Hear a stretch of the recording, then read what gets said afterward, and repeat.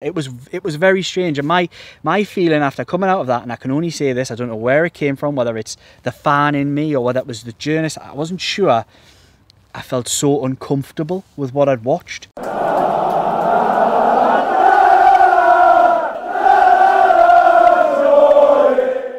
Right, it's your Geordie journos.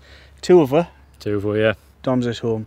He's on holiday at the moment, but myself, Jordan Cronin, we're here at Adidas HQ, as I can show you can tell behind. We're in the bushes. We're in the bushes. We're in the bushes. There's only certain parts you can actually film here on this campus to give you a little bit of a sense of what the place is like.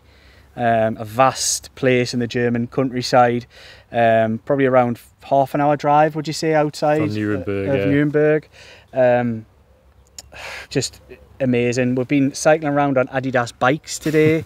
Sweating. We're sweating now. It's so warm, and this is getting on late into Friday evening here.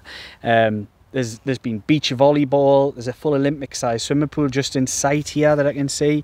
There's outdoor seating areas, table tennis, table football, tech ball, beach volleyball, everything you'd ever want. Full size pitches, basketball. It is quite an incredible. There's hares jumping around. There's a motorised fly mower lawnmower about to come and attack me here on this grass.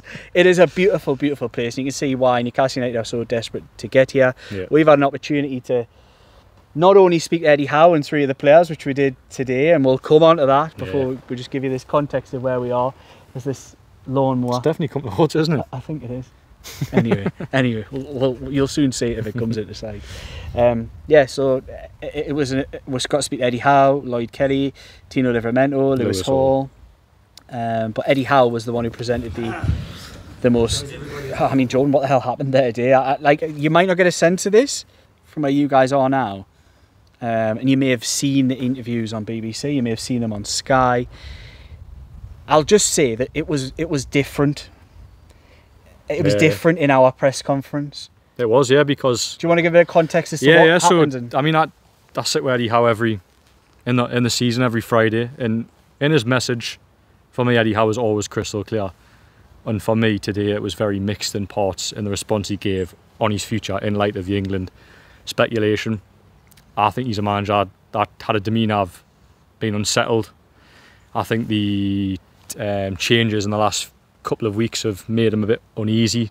He is seeking clarity on, I would say, his probably responsibilities now, because in Amanda Mirad they had two close allies who ultimately give him the keys to everything, backed him for everything, give him everything as what they could have as owners, and Eddie Howe was fully the man in total control. And I do wonder if Eddie Howe feels that control has slipped away a little bit because of the appointments that they've made in the last few weeks now. Paul Mitchell as a sporting director. Does that change Eddie Howe's role in terms of transfers? Conversation still going on with that, as he mentioned. And then the big one as well, I think, is the performance director, James Oos, who's came in. Bunce, sorry. I'm glad you're here, I'm glid you're here. It's been a long day. It's been a long day. I got it right before. You did. We'll just caveat this with the fact we've just recorded 5 minutes and started this video, and the mic wasn't on. Wouldn't be the Geordie journos without that. I'm glad I noticed fairly early doors. It's just reminders. I forgot to do something at the start. Right, okay. I forgot to do the T's and C's. It's doing my head in, this thing. I mean, T's and C's, 4 rivers. You know where it is. Finance, pension, advice, investment advice. Jump in downstairs. You'll see it all there in the description. I've mentioned Dom's not here, he's on his holidays. He'll be around next week for Hull and for Japan for you and him going over there. Amazing opportunity. But today it's just us two over here in Nuremberg. And yeah, the context of how things played out, I think it's important to make sure that everybody knows why it was different and how it was different. Yeah. So, we arrived here today and the plan was for players to come and see us after the open training session, which I'm sure Jordan might put little bits and bobs on while we're doing this. We'll do, yeah. Then it was meant to be the players coming to see us, then Eddie Howe. We pushed to get Eddie Howe first. Eddie Howe came first because of this England situation. Yeah, if we sat in front of Lloyd Kelly, Lewis Hall, Tino Livramento, 3 players that England, well, not England nationals, but want to be, the question, if we hadn't spoke Eddie Howe first, would have been about the manager and his future, which there was there was a little bit of that, but it was really important that Eddie Howe came out first, and that's what he did, and he sat in a room half an hour. But the context of how it was meant to play out, it was meant to be locals, yourself, Yeah. Kieran Kelly, Matthew Raisbeck of BBC Radio Newcastle, and then it was meant to be the nationals, but we all went in with Eddie Howe together because we all had the same idea. We want to know what the hell's going on with him. And then he was then tasked, so it was the written press, which isn't recorded on video. It is taped by everybody. You can see a full transcript of that on Newcastle World. Yeah. Make your own mind up of what you think, but it was very different to the interviews that he then progressively, he moved down the line out of the door and around the corner, did BBC Radio Newcastle, which you've seen the videos probably. Then he moved on to the club interview that you guys have probably seen also, and then he moved on to Sky.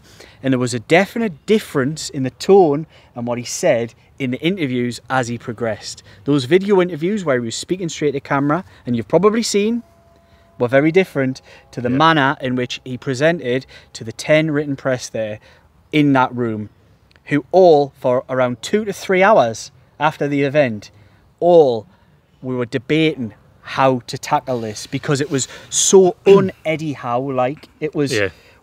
Was it a politicised move? Did he say it deliberately? Like or was it unintentioned? Sounds like it was quite intentioned from the conversations we've had. It sounds like it was something that it would be something he would do. Eddie Howe is a very intelligent man, and I think there's a reason why he realistically give 2 very different interviews to a written. Not very different, but let's be honest, the wording was different for... They were slightly altered, but it made a big difference. It did a massive difference. And you're going to have to trust us on this if you do trust on the look, like there'll be a lot of people who have read the stuff maybe from us national journalists and will think that there's an agenda or a spin.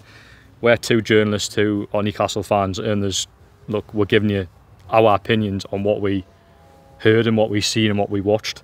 And as you mentioned there, it was very different, very, very different. I said when we're speaking among everybody who was there, you know, Simon Bird from the Mirror, Luke Edwards from the Telegraph, Mark Douglas from the Eye, Craig Hope from the Daily Mail. There was everybody, all the big hitters from the area were in and around that press conference today, and we were all chirping in and saying what we thought of it. And my major takeaway from was, I said, taking everything out of the equation, listening to him and watching him the way that he was and the answers that he gave, how he flitted from, I'm really happy here, but I'm not. I'm not interested really in England, but I'm not sure about this either. It was very strange, and my feeling after coming out of that, and I can only say this, I don't know where it came from, whether it's the fan in me or whether it was the journalist, I wasn't sure. I felt so uncomfortable with what I'd watched. He didn't look like a happy man, and he didn't look like a happy manager. Yeah, he didn't. I mean, as I say, I sit with him every week in this season, and for me, the contrast between today and what we usually see there was a big difference. And I do, as I touched upon at the start before I really got into it, I think that the changes have really moved him, and I think I see he's seeking clarity on his responsibilities now. From what you understand, Eddie Howe in terms of transfers had a lot of say on transfers. Now you brought in a sporting director who literally has made he's a stellar name because of the recruitment that he's made. So it would make sense, I mean, for Newcastle to have him in, you have to tap into his recruitment knowledge. Well, they are going to. And Darren Eales said that. Yeah. Darren Eales said in the interview that let's go on that, because we said, I don't think he looked happy when that was mentioned today either. No. So we said after that Darren Eales interview, it almost felt like, and this not might have been intentional by Darren Eales, but it almost felt like we've got Paul Mitchell, who has got such a good recruiting background, and we've got a great manager in Eddie Howe who works the players on the grass. And for me, that felt like a split where it was. It felt to me that they want Paul Mitchell to have a big say over transfers and Eddie Howe to be more of the head coach type role. Initially what I thought Eddie Howe was going to be, I thought the head coach role was invented because you would have a director of football who would help with transfers. Of course, you have a manager that chips in with transfers, but ultimately he would be given the players, because Eddie Howe is a top coach. In terms of coaches, Eddie Howe is one of the best in terms of his training ground work. He's long hours, hard work, intensity, everything. For him to work with players, he's track record of improving players at Newcastle. He's improved pretty much every player he's worked with in Newcastle. So I see the logic in that. But for Eddie Howe because he's had, we think, control over the majority of transfers over the last 2.5 years, it almost feels like, and this goes to the new performance director as well, where they've had two people there who are going to have a big say on first team matters, and Eddie Howe is a man that has controlled first team matters for the last 2.5 years, and in his mind, and it's right, has done a very, very good job. So I think in his head, he's like, well, why do you want to change things when I've built success? I've took this club from 19th of the Premier League to Champions League. He mentioned why would you want to? He said he's 2.5 years. He did. Didn't he? It was very obvious when it was mentioned that he said it was basically saying, I've had success for the last 2.5 years. Why would you change it? He didn't say that explicitly, but paraphrasing it, you could tell that was what he was getting at when he was talking. I don't know. I felt the reason I felt uncomfortable. I felt it was very uncharacteristic. I thought he was very rehearsed when he walked in. First walked in, he had something to say, and he was like, right, I'm going to say it. And then he got it out and said what he wanted to say. And then there was a follow-up questions. But then he was challenged on what he said. And what he kind of said was, look, England isn't a conversation for me. It's nothing to do with me. I'm happy here as long as... I'm happy... Basically, he was like, I'm happy here. He's pretty much... He's saying... I want to stay as long as they keep us happy. Yeah. And which was so... I don't understand why he didn't think that would be challenged. Maybe he knew it would be challenged. Like I say, was it a politicised move? Because it was so challengeable. It was like, wait there, so are you happy? And he said, yes, I like my job. And then it was, what would make you happy if you're unhappy? And it was like, well, the last 2.5 years is the success is there. It was a very strange kind of thing. And he actually... He didn't say that he wanted the England job. I think it was... Ask me now, I don't think Eddie Howe will be the next England manager. No, but I don't think so either. But I think today he used the England talk as an opportunity to... I'm trying to think of the term here, but he's used the England talk essentially as, can you say, a leverage? I thought he set his boundaries. Yeah, that's a much better. You know, obviously there's been a lot of movement. Like Amanda was a huge ally of all of the coaches and Eddie Howe, a lot of the players. She was a very close contact to a lot of them. Direct line to everyone at the club, wasn't she? Yeah, and I think they've lost that little bit of safety in that regard. Yeah. And there's been certain people brought in who are actively, because of the rules, not as individuals, or it's not personal, because of the rules that have been brought in, performance director to directly challenge, is your training causing injuries? That's what it is, isn't it? How do we manage these injuries? Should you be... It's a direct challenge to Eddie Howe, even though you might not see it that way. It is. He never had it before, and it is a challenge now. And also, he was heavily involved in the recruitment with Amanda and others because of the way things were set up. Newcastle United came in, the first transfer window was Eddie, Amanda, Steve Nixon, Mirdad, doing everything, because there was no one else to help them. Well, and they built the trust. They got the deals done, and from then on in, there was a bond. Now that bond's been broken, and we've got somebody coming in to take that role. But it does feel like, and I think Darren Neal's into this, that the sporting director was very much changed because Dan Ashworth. I think that's one thing Dan Ashworth didn't expect when he came to Newcastle. I think he came to Newcastle expecting to have control over transfers, and Dan Ashworth didn't have the say that he wanted. I think the Ashworth thing sounds so confused when you think about it. It almost sounds like he was in doing a job, and this isn't a criticism of him or personal or any of the thoughts on it. It's almost like he was in doing a job but had his hands tied behind his back. And we'd heard hints of that, but listening to the way things are happening now and playing out behind the scenes, much of which we can say on here, some of it which we can't, it sounds like almost Ashworth had at least one hand tied behind his back. Well, Eddie Howe said when Ashworth had left, when he's placed on goal, he said the best thing I can say about Dan is he changed nothing, which tells you about the transfer situation. But now there's a sporting director who, like Paul Mitchell, is one of the most coveted sporting directors on the planet in Europe. So he's going to have had some assurances to come to Newcastle. And I imagine recruitment's going to be one of them, and that obviously directly affects Eddie Howe. And then in his first appointment, he's appointed a performance director who, as you mentioned there, will literally oversee training. And I think, look, it's probably a natural for Eddie Howe to get his back. Oh, do you want someone scrutinising your training? Especially when you feel like you believe in your training method so much, and you've got so much success that you can show for the last couple of years. It probably does move you a little bit, and I do think I think the time will tell the way sort of the trio play out in terms of Mitchell, Howe and I can't say his name. Bunce, eh? Yes, Bunce. It's not in your head, no, it's not, because I've said it wrong and I was going to say it wrong again, but yeah. Anyway. The power dynamic, it's a power struggle. That's what it is. And it looks like it played out in public. I don't think anybody expected it to play out in public the way that it did today. There were shocked faces. And that's all I'll say. Yeah, there were shocked faces around the place, so believe what you will. And if you only want to take what Eddie has said from the horse's mouth in front of you on a camera as gospel, take that as gospel. That's fine. You make your own opinions up, but listen to our context. We were both there. There was a lot of shocked people. I think people were taken aback by the manner in which he conducted himself, and it wasn't negative. It wasn't. Well, he wasn't out of order or anything. No, it was just a change in tone and a change in message that Eddie Howe's never had before. Is that him growing some balls? Where some people, I know some of you criticise him and say he hasn't. I've never said that, but some of you guys out there do say, "Oh, I want him to do this. I want him to do that. I want him to show a bit." Well, he definitely showed a bit today. Because for me, he came out and said, "I want to be." In my opinion, this is my opinion, paraphrasing. I think he came out today and said, "These are my boundaries. I want power over what I had before. I love this job and I want to stay here, but I want the same job as I had when I left for the summer. I don't want it all to have changed." And I think that's his biggest fear, that the dynamics have changed and he's having to do slightly different things and not as much in certain areas. And I thought the Eels thing, I said to you straight away, I rang you, didn't I, straight away after the Eels thing, and I said, he's just went, "You're good on the pitch, Eddie, stick to that." In a stupid paraphrasing jokey way I said that, but realistically it looks like there's been a bit of that gone on, and I wonder if Eddie Howe feels that and thinks, well, no, I'm more than that and I can do this, I can do that, and that's fine. But I think he's laid his parameters out and he said, I want power, and I think he fears that he isn't going to have the same power that he had before, and he's laid down the marker to say, I want this job with the leverage of the England interest being there.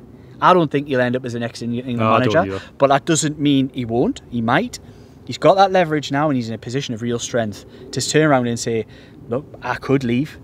And maybe it's a power play. Maybe it's a power play to say, look, I want more power. I don't know if this will work.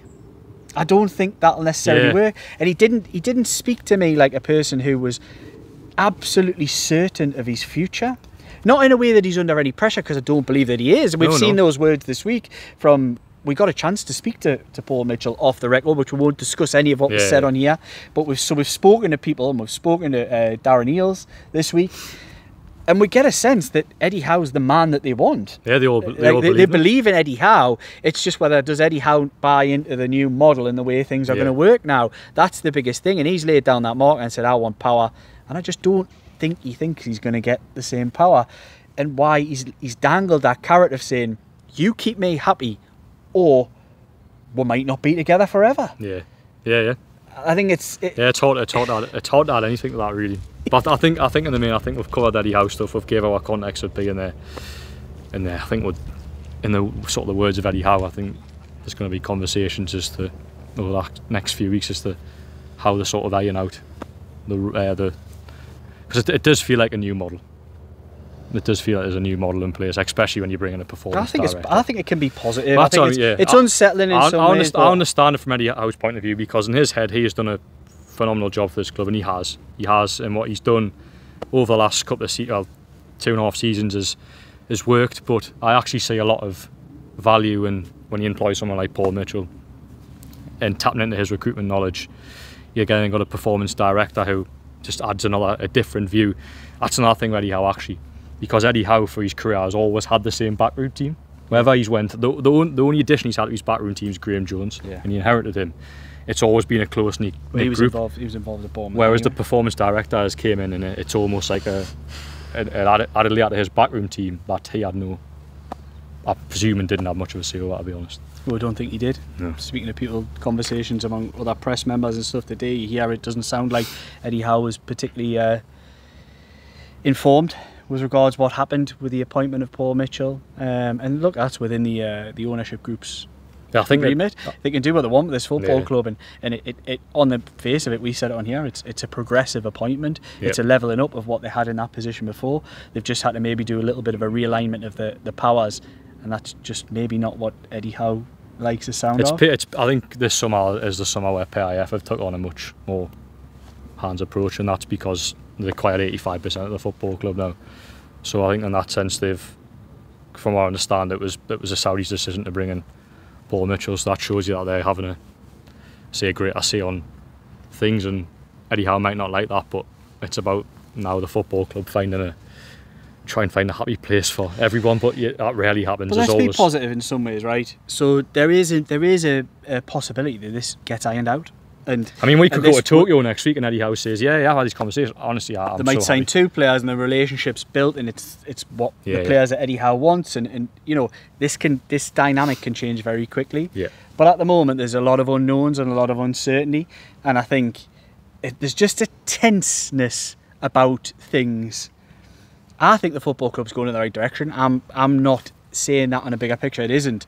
There's just a little bit of uncertainty and tenseness around things that are going on at the moment, and look, that might play out and be fine. I'm sure it probably will, actually. I think it might, and I don't think Eddie Howe's on the verge of leaving, but I just think he laid his cards down to everybody there and said, look, this isn't unconditional.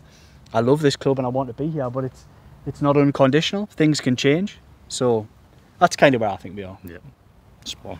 Very good day at Adidas. The Eddie Howe bombshell, which we weren't expecting. We were expecting a fairly uneventful. We should tell them about the Adidas HQ, the vault, whenever I got to the vault, we recorded all this before, then we've had to delete it now. Yeah, we should do some self-indulgence now, shouldn't we, about the experience in the vault with all the memorabilia from years and years ago. I mean, what's the earliest 1950s boots? So we didn't even mention that in the first time. Yeah, so they had all these football boots, like from the 1954 World Cup final, Germany, and these Hungarian boots that were like, I don't know how you play football in those things. And it was funny that because they showed you the boots from, it was Germany, Hungary. Yeah. And it showed you the boots that the Hungary team are wearing. And they were literally like, and the difference, because the Germans was like a proper boot by that point anyway. Boot. Whereas the Hungary was a proper old school boot, one that you'd probably wear on a building site these days. Yeah, it's like a pair of builders' boots. Steel toe cap type things, weren't they? Match balls from every World Cup from 1974. 1970 wasn't it? 1970, yeah. All the way through to the present day. Incredible. We had to wear these silly gloves, which we've got to keep. Yeah, I'll put some clips over this video. Yeah, we'll do that. And we've got to hold these balls. It was like having history in your hands. But the best bits for me, we got to see Newcastle United strips. We mentioned all of that. Newcastle United strips, so much I've never seen the light of day. Yeah, prototypes. Yeah. So, and then we've seen Bruno Guimaraes' boots that won the Olympics, won for the Olympic Brazil. gold medal. So he signed them, and they still had the dirt on them from that Olympics. What else do we have? Oh, some of the best. Literally in our hands in these boots. It was amazing. This vault. It was just full of like any Adidas kit and retro, like Gabriel Selassie's running trainers and just everything, anything you could think of. We had Messi's boots. Well, talk about the Jeff Hurst. Jeff Hurst. A bronzed Jeff Hurst, the actual left boot of the 1966 World Cup final, Jeff Hurst. And they bronzed it to give it to him, and obviously it's been gifted back because people just gift them back. And we got to hold that. It was history in our hands. Bobby Mua's boots from the same game. They had them. They weren't bronze, but it was just fully intact. It was incredible. Yep. Johnny Wilkinson's 2003 Predators. Yeah. That he actually played in the final against Australia in the World Cup Rugby World Cup final. Just loads of just amazing history in our hands. It was incredible. Wasn't it? It was. It was. I mean, I'm thinking. Zidane, David Beckham. Yeah. David Beckham's boots. I was in the element. You were the same. Yeah. It was proper football memorabilia, but on a level I've never experienced before, and probably will never experience before. No. There was some incredible items, and then we got to see. Well, most of it really. The Newcastle shirts for me were the favourite. Seeing the proper replica. Oh, the proper shirts. Yeah. The Ruud Gullit. Was it Ruud Gullit? I think it was the FA Cup final. The one that you. No, it wasn't that one. It was the black and white. Black and white with it. Yeah. Yeah. It was a cup final losing black and white shirt. Yeah, but it was like all the patterns on the white. Yeah. Stripe. It was. Shirt, it was a amazing experience. So we've had that. We had Eddie Howe, which was almost like just It blew my mind. Blew it, and it's subtleties and nuances, and it wasn't. He didn't come out with the bombshell that maybe we've probably painted it out as in some ways. It was in his standards. It was by Eddie Howe standards. It was. Aye. It was him throwing a grenade, which nobody expected. We nearly got a cameo. We nearly had a cameo from this lawnmower. We nearly got a cameo from Paul Mitchell. He'll probably not be very happy with that, actually. It sounded like he was talking transfers. I really hope we didn't. I hope we didn't interrupt anything there. But he stopped talking as he walked past her, and then started again further up. Yeah. So apologies if you do ever see this. We're really sorry for the Geordie journals potentially spoiling any. We'll have to listen back to see if there's a name that he said. No, we don't. We'll get that out. I don't want to know. I'd rather be surprised. You know, we're journalists. Yeah. We're on their home for the day. We are. Yeah. Let's respect. Let's not take the mick. Yeah. Let's respect them. Yeah. Right, if you respect what we do, you know what to do. Click, like, comment, share, subscribe, the bell, the thanks. If you like what we do, it helps. We come to places like this. It does, yeah. We have to dip into our pockets at times to do this kind of thing, even though we do get employed to do this job. It doesn't pay. It doesn't always pay. No, we're fanatics. We like doing this. We do. We like getting about, so... And we're in a privileged position, and what we're trying to do today is give you guys a sense of what we just saw and experienced. Yeah. And it might not always be what you want to hear, it might not always be what you think happened, but it's our take, and we respect your opinions. Yeah. Let me know what you think. Like, comment, share, subscribe. Anything else to add? Yeah, I was just going to add, I can't remember if I said this on the recording that we did before. I didn't have the audio, but let's say lots of fans have read what Eddie Howe has said today, either by us two or national journalists, whatever, and you might not like what you've read, but we're just, as two journalists, as two fans, we're giving you what we thought, and that comes from a good place. So that's an important point. You know with us too, and Dom's the same, you scratch the surface, we're bleed black and white. This never comes from a point of agenda. No. We all respect and love what Eddie Howe's done for this football club and the owners as well. So this never comes from a point of agenda. No. This is actually just us trying to relay to you what we've seen and heard, and give our take on what we've seen and heard, because that wasn't a comfortable Eddie Howe. He was out of his comfort zone doing what he did and saying what he said. Look, he's still confident with it, but it was just different, and that has to be recognised. This isn't it. We're not at a point in this whole journey of everything plain sailing, even though some people want to feel that on social media. They're like, you're talking rubbish, that's not what's happening. Look, believe what you want, and if you want to do the happy clapping thing, I don't mind. It doesn't matter to me. It doesn't matter to Jordan. It doesn't matter to any of the national lads who you shout and scream at if you do. It doesn't matter to any of them. They're literally just doing their job and explaining what they're seeing and what they're hearing. And you can argue agendas with anybody, but I don't think there is. But there's definitely no agendas here, and we're just reporting how it is and what we think about is going on. As a plane flies over, I think that's our time. You can see an amazing Adidas, the trefoil behind you there. That was better. I just stayed there. Yeah. Should never have done this video. Should have done it by yourself. I get accused of that, waffling too much. Yeah. So anyway, I'll better shut my mouth. Right, like, comment, share, subscribe for all your Geordie Journals content. We'll also upload this to Newcastle World, so you'll get a chance to see it on there. Do read my content. I've done an analysis piece, sort of developing what I've said there and how I think about things. You've put the full transcript of Eddie Howe. I think it's really important that people read that as well, because you can make your own conclusions. Make your own conclusions. We've given you ours. Go away, research, and bring your own conclusions back to the conversation. We'll happily chat with you. But we're going to go off, go and get some work finished, and hopefully have a day look around Nuremberg tomorrow. Not on this amazing Adidas campus, but elsewhere. Yeah. Bit of sightseeing we'll do, won't we? We will. There's a lot. I heard there's a lot to see in Nuremberg. Aye, there is. Right, we'll not go into detail. Good night, good morning, good afternoon, whenever you're listening to this. I've said like, comment, share, subscribe. I'm waffling. You'll catch on Monday night as well on channel. Where is he? He's not here. 276. Good job you're here, right? Because I never remember. It's one of the channels. As this lawnmower comes to attack my bag, we better go. We're gonna have to go and kick it out. Right. Like, comment, share, subscribe for all your Geordie Journals content. He was Jordan Cronin, I'm Liam Kennedy, and I hope you enjoyed that. Even if you didn't enjoy the Eddie Howe content earlier on, I hope you enjoyed this video. Cheers, guys.